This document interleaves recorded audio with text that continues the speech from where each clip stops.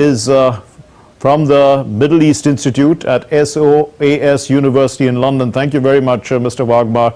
How do you view this? I mean, this is playing out, obviously. There's no quick fix solution, as we can see. Let's talk at the short term.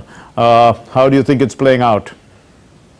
It is one of Israel's existential crises as never seen before in 75 years of the state since its inception in May 1948. One thing has to be stated, of course, Israeli Jews are a highly articulate, politically mobilized people. And what we do see is a very robust civic society in action, something unthinkable across the Middle East at large. And you can imagine what Arabs and others in the Muslim world must see, thinking that people power is so vibrant and strong, and they can only look on with envy. But coming back to Israel's peculiarities, because there are several to the state given its formation and its origins and antecedents, there is no federal structure in Israel. It's a unicameral parliamentary democracy. So there is no upper house to serve as a moderating influence or forcing house to check opinions and legislation passed. The Supreme Court has always been that lodestone to do so. The executive is titular, as you know, with the president who is appointed. Yes. And so the Supreme Court was always there to check on such legislation passed by a parliament. Netanyahu came to power in December, and this has been a drama unfolding for the last 7 months. A coalition government, because his hold is tenuous. And it is clear that he is pandering to ultra-nationalist and ultra-orthodox segments within his population. The fear that has been put out is that it would have an adverse impact on Palestinians in the occupied territories, but and that it would not affect Israelis. But as we clearly see, it is Israelis here who are at the forefront opposing it vehemently. But I don't mean all Israelis. You have to look at it in this sense that there are those who are Netanyahu supporters who also feel and have argued that, well, we are a government in power. The majority, at least as what we purported to be, has passed legislation. So any government sitting in office in the world universally does that when it assumes the helms. Right. And that brings us to the vexing question of checks and balances. And yes, does a government have to pass laws which suits its political disposition? Or does it have to be inclusive and consider and carry the entire populace? So that is what has happened with this. Right. First part of the bill that was passed yesterday, the question of reasonability which the government purports. The opposition says that it's a gray area because what exactly constitutes reasonability if the government doesn't like aspects? Netanyahu is at daggers drawn with the current Attorney General, and the opposition feels that he would pack the Supreme Court with his own favorite appointees and loyalists, because yes, it would afford the parliament rights to elect judges. But then Netanyahu's proponents would say that that would be too elitist, which is something we've heard in other parts of the world, including Britain too, that how does an unelected body, namely a judiciary, pass legislation in the name of people who have voted for legislators to come into office in the first place. Indeed. And also to qualify, your correspondent mentioned it's not just the army reservists.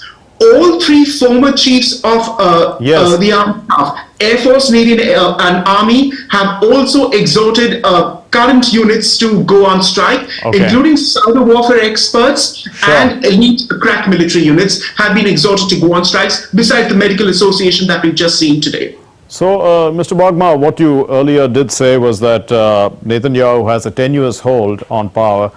He is dependent on these ultra-nationalist parties. But the question is, the Knesset has a 4-year term. Do you think that, this government would last its term? I very much doubt it. He may just about pull it off, but he's got his plate full with other aspects too. Israel and the Ukraine problem, the Iran imbroglio as we see happening, where Netanyahu has taken a very strong, robust position, and quite rightly so. Their credit ought to be extended to the Prime Minister because Iran is a current and viable threat to Israel. Then there's the Syrian issue, which is hardly settled. There are problems across the Middle East at large. And of course, he has a plate full with international aspects, to say nothing of this domestic problem, which, let's say, would not have occurred in the last 7 months if we hadn't come to this situation.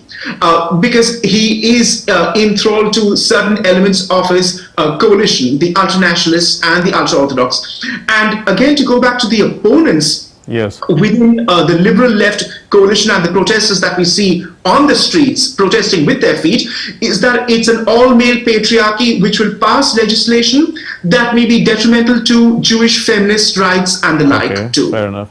Let's look at the courts themselves. Right now, I mean, until yesterday, they had the ability to, decide whether something was reasonable or not. Yeah. But now, what do they have some powers to basically? Yes, I'm glad, Mark, you came to that. If I may just interrupt, because there is talk on the streets in Jerusalem and Tel Aviv now, as I speak on air, that the court could pass a temporary writ to prohibit its entire enforceability, and it can only be actually be enforceable, legally enforceable, after due diligence is conducted, a review process. So that is one aspect which may be something they can hold on to in their arsenal. That is, they could pass a temporary writ. It's not been done as we speak on air, but that has been mooted by Israeli opponents to the law.